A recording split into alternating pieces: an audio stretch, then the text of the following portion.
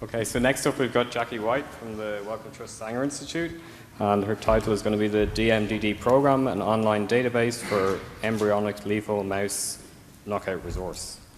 It's different from what's on.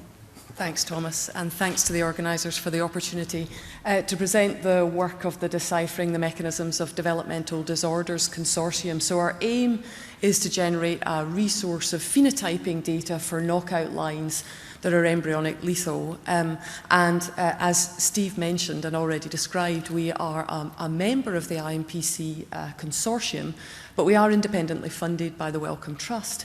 And some of our phenotyping platforms are a little bit different from the standard IMPC platforms. And so it's really those differences that I wanted to highlight in this presentation.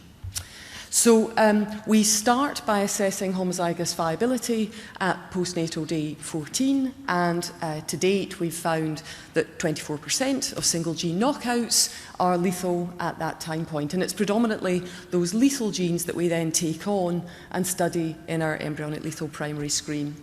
So we start at embryonic day 14.5 in the DMDD, and depending on the outcome at E14.5, we then go on and study one additional time point. So if homozygous embryos are absent or grossly abnormal at E14.5, we'll go on and study them at E9.5. If at E14.5 the HOMs are recovered, and are grossly normal, we'll go on and study them at E18.5. So what's the analysis that we perform? Well, as standard, we'll look at viability and gross dysmorphology. The 3D whole embryo imaging platform that we use is HREM, and we do that at E14.5 and at E9.5. And also at those two time points, we look at the placenta using histopathology. Specific to E9.5, we do whole embryo mRNA expression profiling, and specific to E18.5, we look at the central nervous system using immunofluorescence staining. So if we start with viability and focus on that subset of lines that are lethal at P14, look at the distribution of lethality through gestation, then we see that 48% of our lines are dying earlier than E9.5. We've got 15% of the lines that are dying between E9.5 and E14.5, and then 37% of the lines are dying later than E14.5. Now, for us to be able to perform that viability assessment, then we need at least 28 genotype confirmed embryos at each time point for each line. And whilst we're collecting those embryos, then we perform a basic dysmorphology assessment. So for example, at E14.5, we have 23 standard phenotyping characteristics that we assess on every embryo that we collect. And so the sorts of abnormalities that we detect are microphthalmia, we've got spina bifida here and growth retardation, we see hemorrhaging, exencephaly. So if you look at the subset of lines for which homozygous embryos are recovered at E14.5, this basic dysmorphology screen identifies abnormalities in about half of those lines, which is good, but it's a bit limited in terms of its resolution. So to complement that dysmorphology, then we perform high-resolution episcopic microscopy. So this gives you three-dimensional whole embryo imaging, and it's the most detailed embryo imaging form that's available. So it gives resolution for between 1 and 3 cubic microns per voxel, and these images are manually curated by mouse pathologists using standard mammalian phenotype ontology terms. So on our database today, there are over 3 million images of embryos that are annotated for abnormalities, all at full resolution that you can go and look at. So I wanted to show you just one example of the power of HREM. So in this example, it's actually a positionally conserved, not long non-coding RNA that we looked at. When we looked at postnatal day 14, then this line was lethal. But when we looked in at E14.5, we recovered homozygotes, and with that basic dysmorphology screen, they looked completely normal.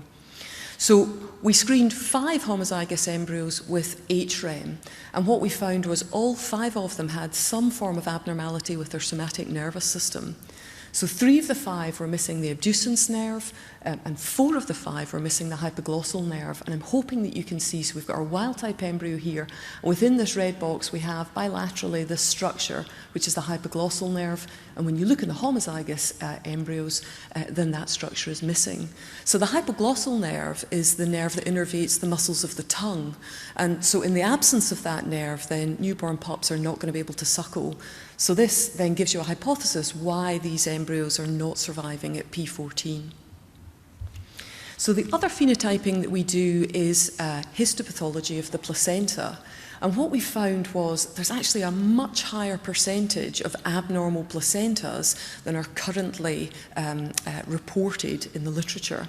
So if you look on MGI, it's only 11% of lines that are prenatal lethal have been annotated as having an abnormal placenta. And we think this is quite a big underestimate of the actual frequency. And we suspect that's because placenta isn't assessed as standard.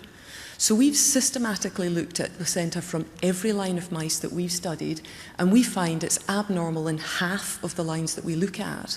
And when you look at the distribution at the different time points, E9.5 versus E14.5, we've actually got over 70% of the lines that we look at E9.5 have an abnormal placenta. So the most common abnormality that we find at E9.5 is some form of defect in the formation of the placental vasculature. And I wanted to show you one example. So here we've got an H&E stained midline section of a wild-type E9.5 placenta. The various layers are annotated, and I draw your attention to the chorion. And what you're expecting here is folding or invagination in the chorion. And that's necessary at this stage in order to ensure that you get really good transfer of nutrients later in gestation. And if you compare this image to the equivalent image from a CRB2 homozygous placenta, what we found was this line was the embryos were lethal at E9.5, but we were still able to recover them, and the placentas were well enough preserved that we were able to perform that histopathology. And very quickly you can see that that invagination within the chorion is missing, and we have this grossly abnormal placenta in this line of mice. Okay, so how do you find these data? So our website is dmdd.org.uk, and you can search it a couple of different ways. So you can search by gene, and here we've just tapped in a gene, FAM46C. That returns a gene page, and at the top of the gene page you have this film strip. The images on that film strip are individual embryos for which HREM has been done. So you can click on any one of those images, and it will take you through to the stack of images for that embryo, and it will also take you through to the 3D movie reconstruction. And the stack for the embryo has been annotated by our pathologists to highlight any abnormalities that they've spotted. So our pathologists identify a region of interest, which comes in the form of a little red box, and against the red box there's a mammalian phenotype ontology term that's been assigned to show you, to tell you what it is that's wrong. Now, below that little film strip, what you get is a list of all of the phenotypes that have been observed for that line of mice, and it's presented in the form of the penetrance. And so what you can see here at the top is all 7 of the 7 homozygous embryos that were assessed by HREM for FAM46C have presented with a fusion of vertebral arches, whereas actually only 1 of the 7 embryos presented with small kidneys. And so what you have here are all the data, and you can then decide what's interesting, what's relevant, what's biologically significant for your question and your science. So the other way of searching the data is by looking by a phenotype. So what we've tapped in here is abnormal eye development. And that will return a list of genes that have been annotated with abnormal eye development. As before, you can click on any of those genes and it will take you into the images for that embryo, for that line of mice. But what you can do for a process of comparison is you can give a side-by-side comparison of the equivalent image for a matched wild-type control. Now, our wild-type controls don't have the standard anatomical structures annotated on them, but what you can do instead is punch out to the electronic Kaufman atlas, and what it will do, it will take you immediately to the plate on Kaufman that is closest to the HREM image you're looking at. And of course, off of Kaufman, you've got all those anatomical terms, so you can start to really get your bearings with the image that you're looking at. So there's a couple of features that are not available on the website yet, but they are coming soon, and so I just wanted to take a couple of minutes to show you them. The first one is immunofluorescence staining of the central nervous system that we do on E18.5 embryos. So at the moment we stain for a couple of things. We look for interneurons, which here are stained in green, and we look at axons, which are staired in red, and the blue is just Nissl staining. And we've not done that many lines at this time point yet, but we have got one hit. This is this FAM46C again, and what we find in the mutants compared to the wild types, you have this enlarged lateral ventricles, and then you get these ectopic bundles of interneurons sitting within the hippocampal area. So there's some interesting data there. And the other thing that's coming quite soon is molecular analysis of these embryos, which we really think will complement that morphological analysis that I've shown you already.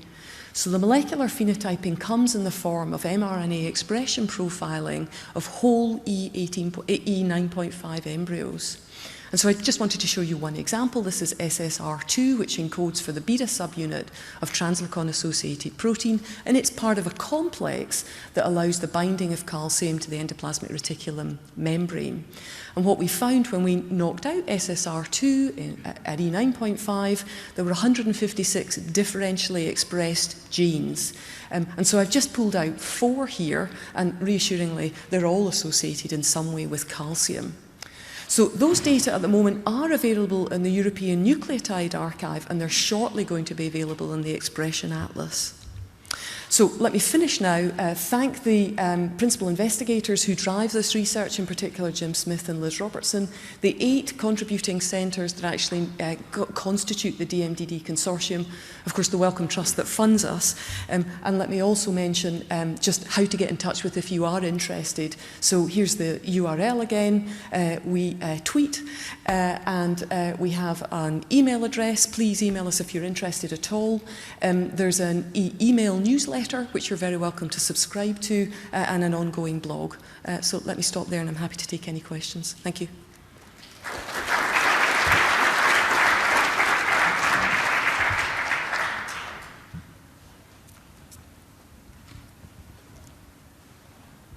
So, very nice talk. Obviously, you're beginning this immunohistochemistry screen looking at CNS neuronal populations and abnormalities and distribution of neurites and that sort of thing. But are you including any analysis of the peripheral nervous system? I realize, as your DVMs are looking at pathology, they're only going to miss really big ganglia.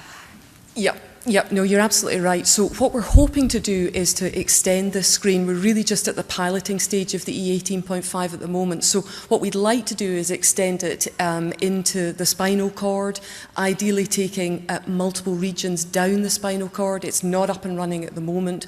They're also at the moment looking to see if there are additional panels of markers that might be sensible to try and better interrogate what's going on. So I would class it at the moment very much as early stages work in progress, and definitely we're wanting to expand it. Okay, thanks, Jacqui.